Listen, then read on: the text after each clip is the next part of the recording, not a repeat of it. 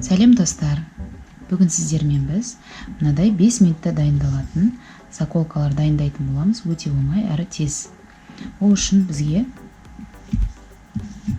мынадай 1 сантиметрлік репстік лента қажет болады. Одан біз 15-те 5 сантиметр қылып қырқып аламыз. Және мынадай ақ заколка алдым. Және моншақтар қажет болады.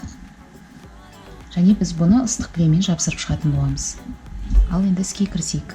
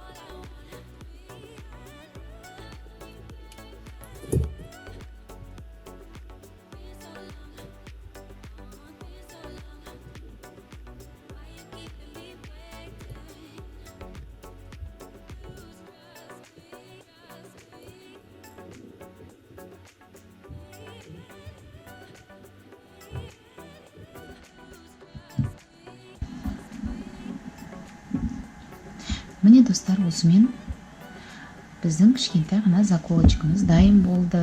Өте оңай әрі тез дайындалады. Егер де менің жасаған заколкам сіздерге ұнаса, менің каналыма тіркелуді ұмытпаңыздар.